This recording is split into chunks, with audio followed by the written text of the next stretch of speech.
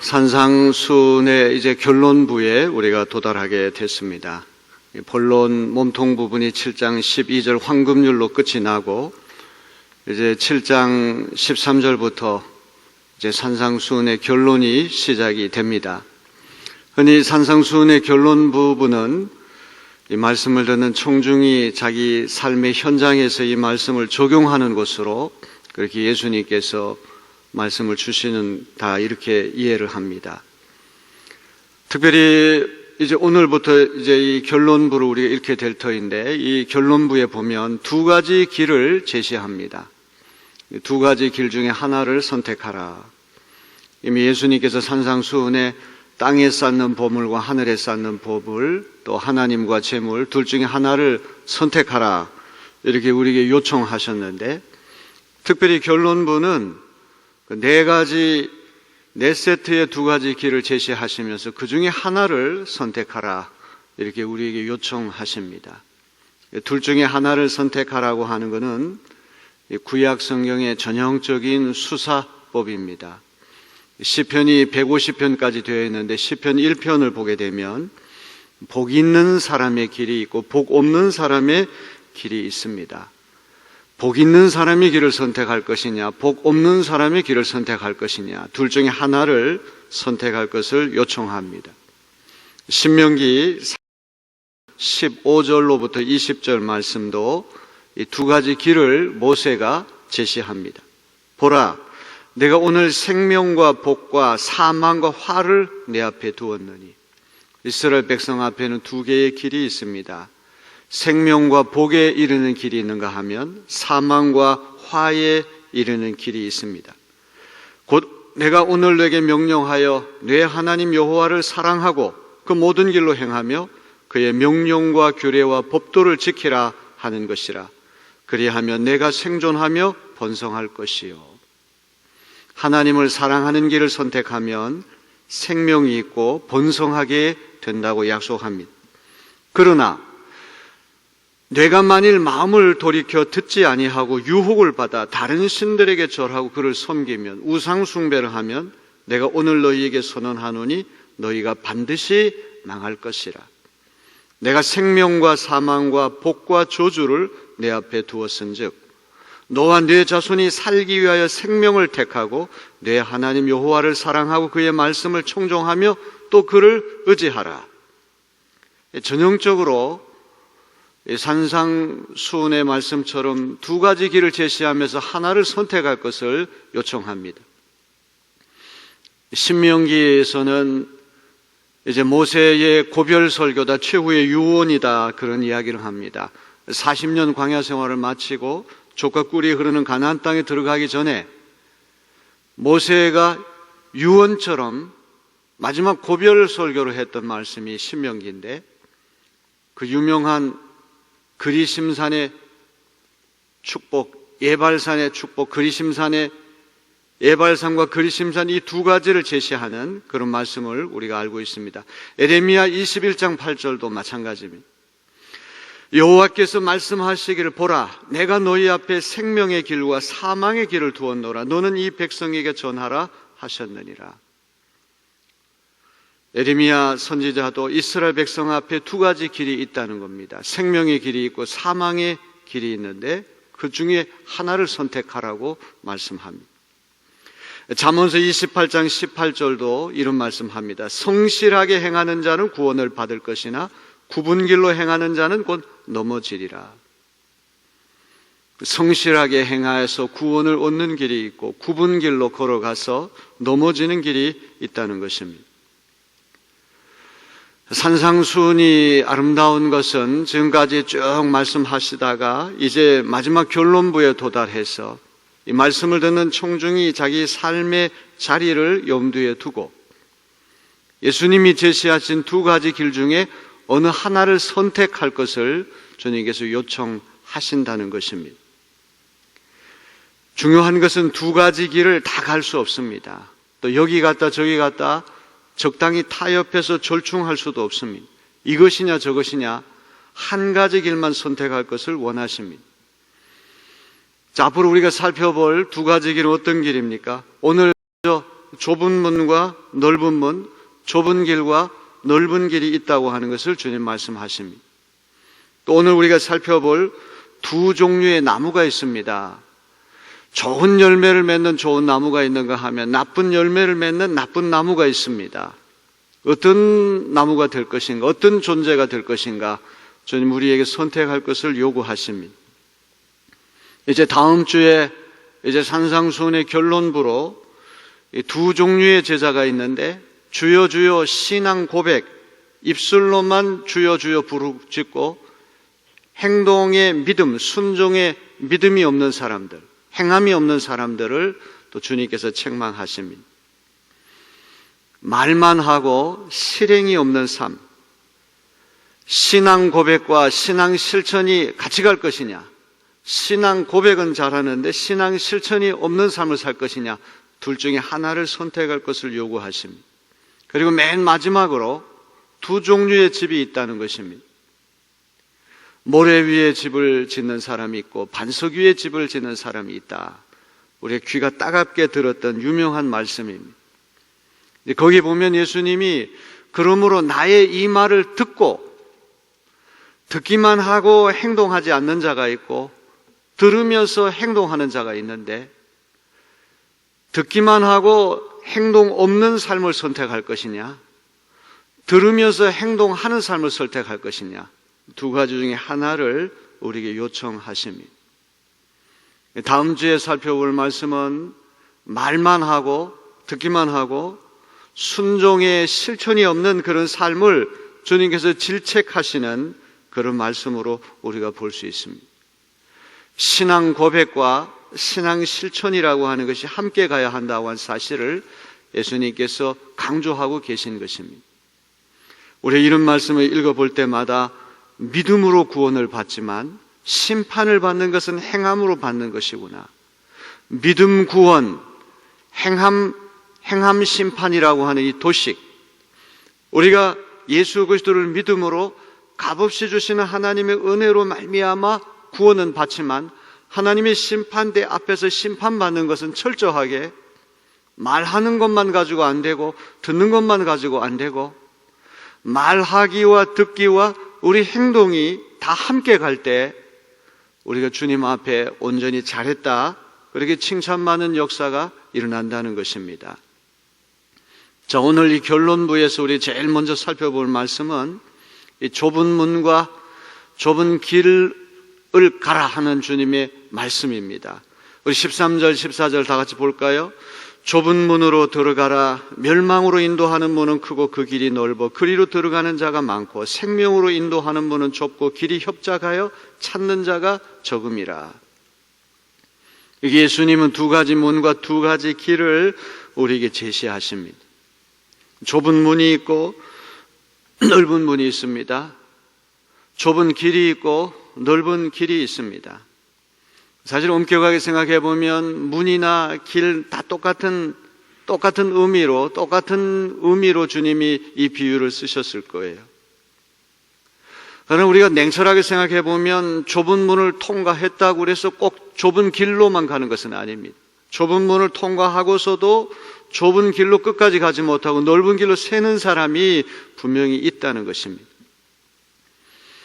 여기 좁은 문, 좁은 길, 비좁습니다. 협착합니다. 찾는 이가 적다고 그랬어요. 넓은 문, 넓은 길은 널찍하고 들어간 사람이 많다고 예수님 말씀하셨어요. 좁은 문으로 들어가라, 또 좁은 길로 가라. 이걸 굳이 우리가 나눈다면 어떤 의미가 될까요? 여기서 좁은 문은 예수 그리스도를 말씀할 것입니다. 요한복음 10장 9절은 말씀합니다. 내가 문이니 누구든지 나로 말미암아 들어가면 구원을 받고 또는 들어가며 나오며 꼴을 얻으리라.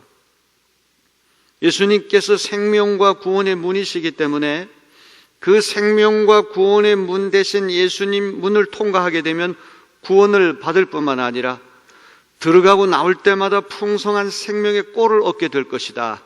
주님이 약속하신 줄로 믿습니다. 예수 그리스도라고 하는 문은 너무나 좁고 협착해서 여러 사람이 한꺼번에 들어갈 수가 없습니다. 한 사람씩만 통과할 수가 있어요. 우리 집에서 나 혼자 예수 믿고 열심히 신앙생활 잘해서 대표로 예수 믿어서 우리 집안 전체가 구원받을 수 있고, 우리 회사에서 또 우리 사회에서 우리 국가에서 어떤 특정 그룹의 사람들 예수 믿어서 그 사람 때문에 다른 사람들이 집단으로 구원받고, 이거는 성경적인 진리가 아니란 말이죠. 언제나 구원이라고 하는 것은 한 사람의 믿음이 그 구원을 결정하게 되는 것입니다. 할머니의 믿음이 아무리 좋고 아버지의 믿음이 아무리 좋다고 할지라도 하나님이 여전히 우리에게 아버지가 되시는 까닭은, 우리 어머니가 하나님 아버지라고 부르면 우리는 하나님을 할아버지라고 불러야 되는데 아니에요. 2000년 전이나 오늘이나 2000년 후나 하나님은 여전히 하나님 아버지가 될 수밖에 없는 것은 한 사람 한 사람의 믿음이 우리의 구원을 결정하기 때문에 그런 것입니다. 예수 그리스도라고 하는 좁은 문, 한 사람만이 들어갈 수 있는 비좁고 협착한 문이기 때문에 한 사람씩 예수를 믿고 그 사람의 믿음에 따라서 구원과 생명을 얻는 역사가 일어나게 될 줄로 믿습니다. 좁은 문은 잘 통과해서 들어갔는데 두 가지 길이 있습니다. 넓은 길이 있고 좁은 길이 있습니다. 좁은 문은 예수 믿기다 이렇게 얘기를 한다면, 좁은 길이라고 하는 건 예수 따르기다 이렇게 우리가 비유로 말할 수 있을 것입니다. 좁은 문은 신앙 고백이다 이렇게 말한다면, 좁은 길은 신앙 생활의 길이다 이렇게 말할 수가 있어요. 예수 그리스도라고 하는 좁고 협착한 문을 통과해서 믿음의 길에 들어섰는데 끝까지 좁은 길을 걸어가는 사람이 있는가 하면, 중간에 많은 사람들이 가는 넓은 길로 새는 사람이 분명히 있다는 것이죠. 오늘 이 말씀을 듣는 여러분은 좁은 문을 통과해서 끝까지 좁은 길로 걸어가서 목적지에 도달할 수 있게 되기를 주님의 이름으로 기원합니다. 두 개의 문과 두 개의 길에서 중요한 것은 이 두 문과 두 길이 끝나는 목적지가 중요합니다. 선택을 잘했는지 못했는지는 최종 목적지에 가봐야 알 수가 있습니다. 예수 그리스도 믿기라는 좁은 문을 통과해서 산상수훈에서 예수께서 제시하신 제자도를 온몸으로 살아내는 좁은 길을 끝까지 따라가다 보면 생명과 구원이 기다리고 있습니다.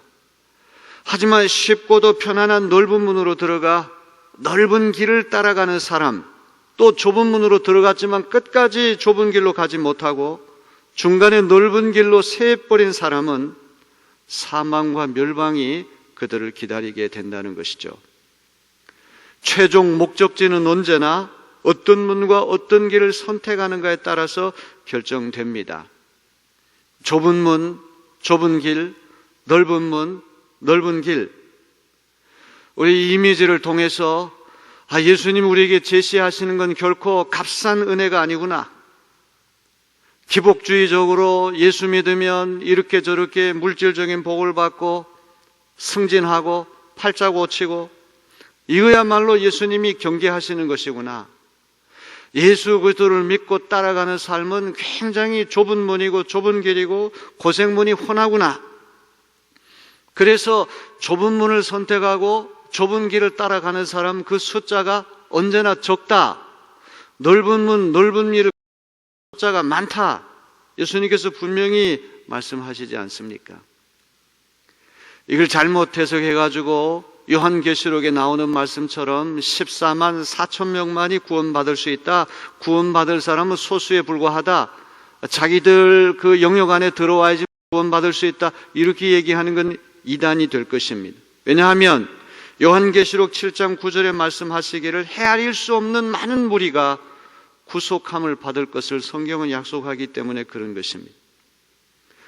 구원받을 사람이 다수다, 소수다, 이 숫자의 문제를 예수님께서 강조하시는 것이 아니라 산상수훈에서 제시한 참 제자의 길을 묵묵히 걸어가는 사람이 많지 않을 것이다.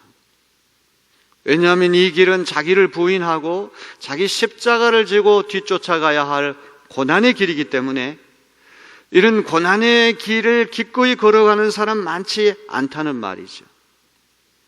오늘 우리가 이 말씀을 들을 때 화들짝 놀라게 됩니다.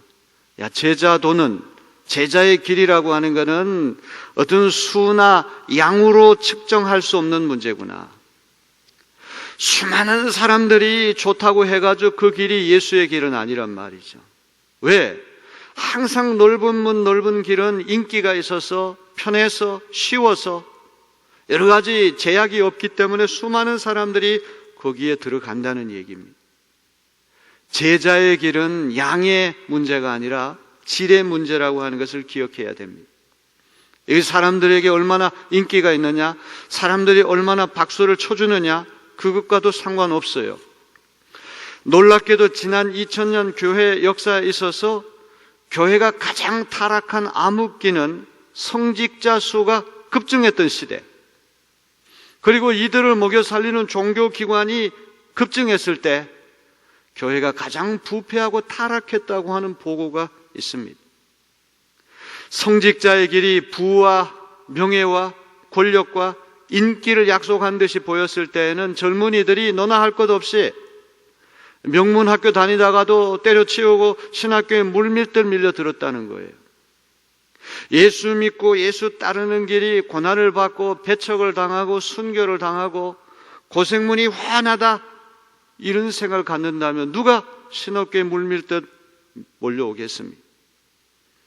무엇보다도 예수 믿으면 물질적이고 현세적인 축복을 많이 받는다, 이런 기복주의, 어떤 긍정심리학, 자기 개발, 이런 것들이 판을 칠 때 바로 복음이 가장 순복음이 되지 못하고 복음이 가장 변질되고 오염된 라고 하는 그런 보고가 있습니다. 마가복음 8장 34절에 예수님 말씀하시면 누구든지 나를 따라오려거든 자기를 부인하고 자기 십자가를 지고 나를 따를 것이니라. 예수의 제자가 돼서 그 길을 걸어가는 것은 쉬운 길이 아닙니다. 넓은 문이 아닙니다. 넓은 길이 아닙니다. 사람들이 언제나 환영하고 박수치고 인기 있고 명예와 돈과 권력을 누리는 그런 자리가 아니라 예수 때문에 고생할 각오를 해야 하는 고생문이 훤한 길이라고 하는 것을 우리는 기억해야 됩니다. 진정으로 예수의 제자로 사는 길은 그 문과 길이 협착하여 비좁아서 찾는 사람이 많지 않다, 인기 없다, 우리가 예수님 주신 이 역설의 진리를 한시도 잊지 말고 마음에 새겨두는 내리교인들 되시기를 주님의 이름으로 기원합니다. 그 다음에 이제 예수님께서 두 번째로 이제 두 가지 길 중에 하나를 선택하라, 그 나무와 열매의 비유를 통해서 이 귀한 말씀 우리에게 주시는데, 이 거짓 선지자들을 경계하라, 이런 맥락에서 이 말씀 우리에게 주셨어요. 저는 산상수훈을 읽으면서 산상수훈은 평신도들이 들어야 할 말씀이기도 하지만 성직자들이 이 말씀을 듣고 깨달아야 한다. 한마디 한마디가 목회자로 나선 많은 이들에게 주시는 준엄한 예수님이 가시 돋친 책망이라고 하는 것을 제가 깨닫게 됐습니다. 비판받지 않으려면 남을 먼저 비판하지 말라, 이것도 하나님 자리에 함부로 올라가서 정죄하고 심판하지 말라고 하는 것인데, 사실은 목사님들이 그런 분들이 더 많잖아요. 자기가 마치 하나님의 은혜, 하나님의 권세를 전세 놓듯이 함부로 어떤 사람들을 정죄하고 심판하고, 이런 것들이 성직자 세계에 유난히 많다는 거죠. 성직자도 하나님 앞에 서면 똑같은 피고인석에 앉아야 할 죄인에 불과한 것이지, 하나님과 마치 동급이나 되고 동격이나 된 것처럼 함부로 우리가 그런다면 그런 이들이야말로 거짓 선지자라고 한 사실을 우리는 잊지 말아야 합니다. 나무와 열매의 비유라고 거짓 선지자를 삼가하라, 경계하라, 이 말씀의 맥락에서 나왔다고 하는 것을 기억해야 됩니다. 산상수훈에서 가르치는 미덕 가운데 하나는 분별력을 기르라는 거예요. 분별력. 무엇이 옳고 무엇이 그르고 무엇이 하나님 뜻이고 무엇이 하나님 뜻이 아닌가, 어떤 길이 참된 길이고 어떤 것이 그릇된 길인가, 하나님이 주신 지혜가 있어서 분별을 잘하라, 이거 예수님 우리에게 주시는 중요한 가르침입니다. 요한일서 2장 26절은 이렇게 말씀합니다. 사랑하는 자들아, 영을 다 믿지 말고 오직 영들이 하나님께 속하였나 분별하라. 많은 거짓 선지자가 세상에 나왔습니다. 영이라고 해서 다 믿지 말고 오직 그 영이 하나님으로부터 오는 영인가 아닌가를 분별하라. 요한일서 기자가 우리에게 말씀합니다. 성경에는 가짜에 대한 경고가 수없이 등장합니다. 흔히 앞에 거짓이라고 하는 단어가 붙는 가짜들. 지난 2000년 역사 동안에 교회와 교인들을 미혹해서 혼란에 빠뜨린 경우가 얼마나 많습니까? 거짓 선지자, 거짓 사도, 거짓 교사, 거짓 그리스도, 거짓 메시아, 이런 가짜들이 출몰해서 교회와 교인들을 미혹했기 때문에 예수는 이런 이들을 삼가 경계할 것을 경고하고 계십니다. 분명히 교회 안에 이런 이들이 있었고 예수님 시대에도 거짓 선지자, 거짓 그리스도, 거짓 교사, 거짓 사도 이런 이들이 있었기 때문에 예수님 이 말씀을 하실 거예요. 집안에 사나운 개가 없는데 문 앞에다가 맹견 조심 이렇게 써붙이는 사람은 아무도 없을 것입니다. 사나운 개가 있기 때문에 그렇게 하는 것이죠. 이 삼가 거짓 선지자를 경계하라고 하는 이야기는 예수님 시대의 바리새인과 서기관들과 같이 많은 사람들 혹세 무민, 세상을 현혹하고 백성들을 잘못된 길로 이끄는 사람들이 있기 때문에 예수님께서 이런 말씀을 하고 계시는 것입니다. 여러분, 그런데 이 거짓 선지자들, 가짜들을 식별해내는 일은 굉장히 어려워요. 왜 어렵습니까? 우리 15절 말씀 다 같이 읽어볼까요? 거짓 선지자들을 삼가라. 양의 옷을 입고 너희에게 나오나 속에는 노략질하는 일이라. 짤막한 말씀 속에 많은 의미가 함축되어 있어요. 거짓 선지자들을 삼가라. 예수님께서 앞에서 거룩한 것을 개에게 주지 말고 진주를 돼지 앞에 던지지 말라고 그랬어요. 개와 돼지는 이게 거룩한 것이 뭔지도 모르고 찬란한 진주가 뭔지를 모르고 가치를 알지 못하고 함부로 공격하고 박해하는, 이미 외양부터 개와 돼지라고 하는 것이 확연하지만 이 거짓 선지자들은 속은 일인데 겉에는 양의 탈을 썼기 때문에 사람들이 알아보기 어렵다는 것이죠. 분별하기가 쉽지 않다는 데 문제가 있습니다.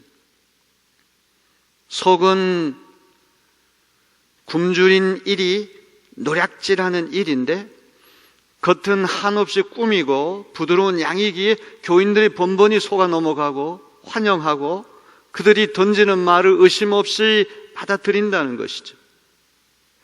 지난 2000년 교회 역사 동안에 거짓 선지자일수록 외양을 화려하게 꾸미는 경향이 있다는 거예요. 세상 사람들이 동경하는 돈과 명예와 학식과 권력과 인기로 자신을 치장하기에 급급합니다. 이것이 정말 주님이 원하시는 길이고 진리의 길이냐? 이것보다는 얼마나 많은 사람이 내 말을 듣고 박수를 쳐주느냐? 얼마나 내가 인기가 있느냐? 얼마나 이렇게 해서 내가 돈을 끌어들일 수 있느냐? 어떻게 내 명예를 높일 수 있느냐? 이런 데 관심이 더 많다는 것이죠. 거짓 선지자들의 현혹, 교인들이 겪어야 할 참담한 결과, 개역 개정에는 노략질하는 1위로 번역이 됐고 새 번역에는 굶주린 1위로 번역이 됐어요. 겉에는 양의 탈을 썼지만 속에는 사람들을 현혹해서 노략질할 궁리만 합니다. 오늘날 이단 종파일수록 엄청난 물질을, 돈을 축적하는 이유는 그 밑에 있는 많은 사람들을 속여 먹은 결과라고 해도 과언이 아닐 것입니다. 자신의 굶주림을 해소하고자 양들은 어떻게 되든 말든 상관없이 자신의 욕심과 자기의 영광을 구하기에 급급하다는 것입니다. 예수님 시대 팔레스타인 땅에서 양의 천적은 1위였습니다. 1위를 만난 양은 꼼짝없이 당할 수밖에 없습니다. 이런 이유로 예수님 요한복음 10장에서 선한 목자이신 예수님과 삭군 목자를 대조하십니다.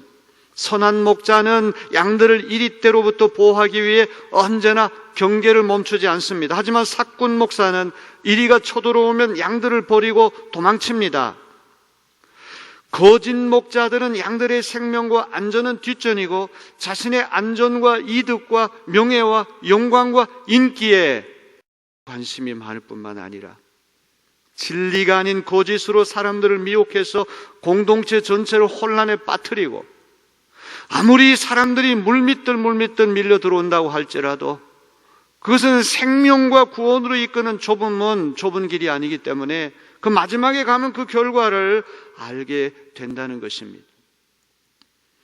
히틀러가 독일 교회를 완전히 통합해가지고 자기를 지지하는 오용단체로 만들었을 때 수많은 성직자들이 거기에 다 합세했습니다. 심지어 히틀러를 독일 민족을 구원할 구세주로 격찬을 했습니다.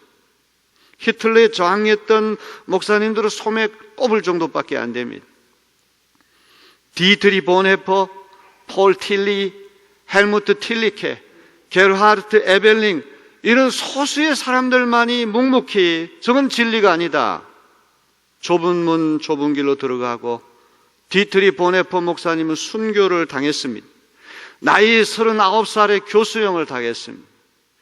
2차 세계대전이 종식되기 2주 전에 약혼녀를 두고 결혼도 하지 못한 상태에서 형장의 이슬로 사라지고 말았습니다. 그분이 걸어갔던 길이 좁은 문이 아니고 좁은 길이 아니고 무엇이겠습니까? 히틀러를 메시아, 독일 민족을 구원할 구세주로 신격화시키고 거기에 모든 교회가 거기에 박수치고 인기, 명예, 권력, 돈, 그 길은 거짓 선지자들이 걸어가는 길이라고 하는 것을 우리는 기억해야 됩니다. 자, 그러면 이게 개와 돼지는 쉽게 식별이 되는데 이 1위는 겉에 양의 탈을 썼기 때문에 식별이 안 돼요. 그럼 어떻게 감별하느냐? 어떻게 식별하느냐? 예수는 너무나 놀라운 진리를 우리에게 가르쳐 주신, 우리 16절로부터 20절까지 다 같이 한번 읽어보겠습니다. 그들의 열매로 그들을 알지니 가시나무에서 포도를 또는 엉겅퀴에서 무화과를 따겠느냐? 이와 같이 좋은 나무마다 아름다운 열매를 맺고 못된 나무가 나쁜 열매를 맺나니 좋은 나무가 나쁜 열매를 맺을 수 없고 못된 나무가 아름다운 열매를 맺을 수 없느니라. 아름다운 열매를 맺지 아니하는 나무마다 찍혀 불에 던져지느니라. 이러므로 그들의 열매로 그들을 알리라.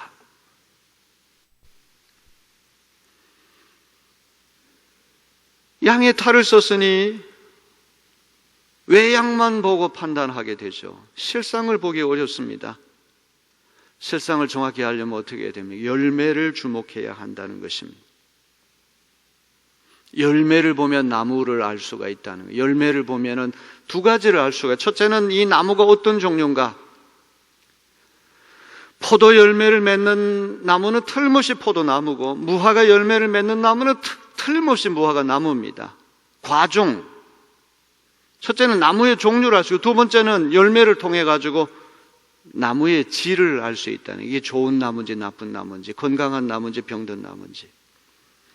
좋은 나무는 반드시 좋은 열매를 맺고 나쁜 나무는 반드시 나쁜 열매를 맺게 되는 것입니다.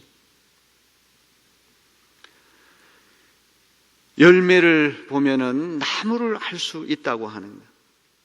포도나무와 무화과나무 또 감람나무라고 하는 이 세 종류의 나무는 이스라엘의 영광과 축복을 상징하는 상서로운 나무거든요. 가시나무, 엉겅퀴 이런 나무는 이스라엘 저주와 심판을 상징하는 이 나쁜 이미지입니다. 포도나무는 항상 포도 열매를 맺게 되고 무화과나무는 항상 무화과 열매를 맺을 수밖에 없는 것이죠. 포도 열매가 가시나무에서 나오는 법이 없고 무화과 열매가 엉겅퀴에서 나오는 법이 없다는 것입니다. 존재에서부터 행위가 나온다는 것입니다. 사람 됨에서부터 말이 나오고 행동이 나오고 가르침이 나오고 행실이 나오고 우리의 이 존재라고 하는 것에서부터 우리의 모든 것들이 다 흘러나올 수밖에 없다는 것입니다. 이 짤막한 말씀을 통해 예수님 19절에 종말론적 심판까지도 언급하세요. 아름다운 열매를 맺지 아니하는 나무마다 찍혀 불에 던져지느니라. 거짓 선지자들이 출몰해가지고 많은 사람들을 현혹하여 혼란에 빠뜨리지만 그들이 아름다운 열매를 맺지 못하기 때문에 결국은 심판에 처하게 될 것이다, 이렇게 말씀하시는 것이죠. 거짓 선지자에 대한 경고는 무엇으로 끝나면, 그러므로 그들의 열매로 그들을 알리라. 거짓 선지자와 참 선지자를 식별할 때, 분별할 때 그들이 맺는 열매를 주목하라고 말씀하셨는데, 그 열매는 무엇을 의미할까요? 한 사람의 존재에서부터 흘러나오는 인격, 성품, 언어, 행실, 인간이 하는 모든 것이 다 열매를 이야기할 것입니다. 바울 사도는 성령의 9가지 열매를 갈라디아서 5장 22절로 23절에 말씀합니다. 오직 성령의 열매는 사랑과 희락과 화평과 오래 참음과 자비와 양선과 충성과 온유와 절제니 이 같은 것을 금지할 법이 없느니라. 사랑, 희락, 화평, 오래 참음, 자비, 양선, 충성, 온유, 절제, 다 인격, 성품과 관련된 도덕적 미덕들입니다. 예수님 말씀하시는 건 먼저 도덕적 열매, 윤리적인 열매를 말씀하시는 것이구나.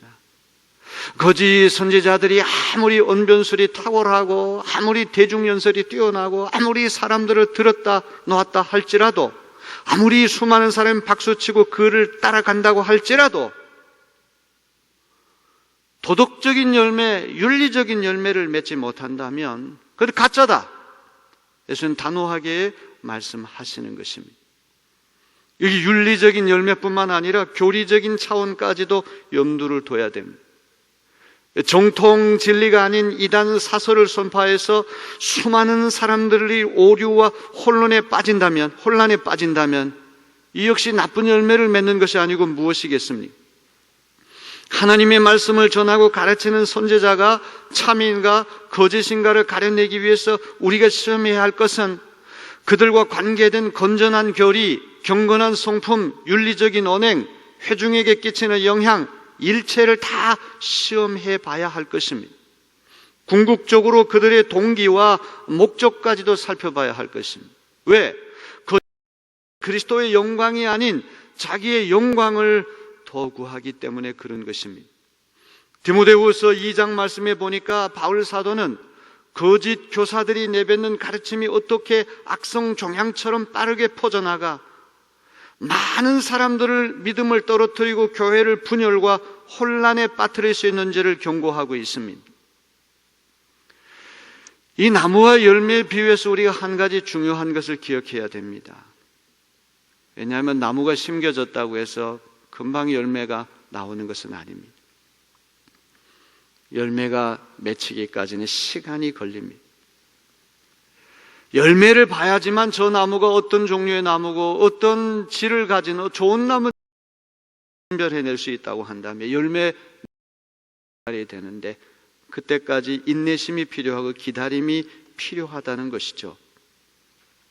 나무가 심겨졌다고 해서 금방 열매 맺는 것은 아니기 때문에 그런 것입니다. 하지만 오랫동안 기다리고 오랫동안 인내했던 끝에 반드시 열매가 나올 것이기 때문에 열매를 끝까지 숨길 수 없다는 사실을 우리는 기억해야 됩니다. 그 열매가 나오게 되면 이 열매가 무화과 나무가 무화과 열매를 맺고 포도나무가 포도 열매를 맺잖아요. 무화과 나무가 가시나무에서 나올리는 만무하거든요. 보고 이거는 어떤 나무다, 이건 좋은 나무다, 나쁜 나무다, 우리가 판단하게 될 것입니다. 좁은 문, 좁은 길, 좋은 나무, 좋은 열매, 이런 비유는 제자의 삶에 있어서 단순한 신앙 고백, 말로만 주여 주여 하고 말씀을 듣는 것만으로 그쳐서는 안 되고, 그 예수 따르는 길이 대단히 좁고 협착하여 인기 없는 길이라고 할지라도, 사람들이 박수치지 않고 고난의 가시밭길이라고 할지라도 그 길을 묵묵히 걸어가는 사람에게 생명과 구원이 기다린다. 구원은 우리의 믿음을 통해 값없이 주시는 하나님의 은혜로 얻는 선물이라고 한다면, 하나님의 심판대 앞에서 잘했다 못했다 최종 심판은 우리의 삶의 행위를 통해서 결정된다는 것을 기억해야 됩니다. 그래서 믿음, 구원, 행위, 심판이라고 하는 도식이 바로 이 산상수훈의 결론부, 적용부에 계속되고 있다는 사실을 기억하시고 끝까지 주님이 주시는 말씀을 경청하시고 이 산상수훈을 평생에 보배로운 교훈으로 삼는 저와 여러분 되시기를 주님의 이름으로 기원합니다.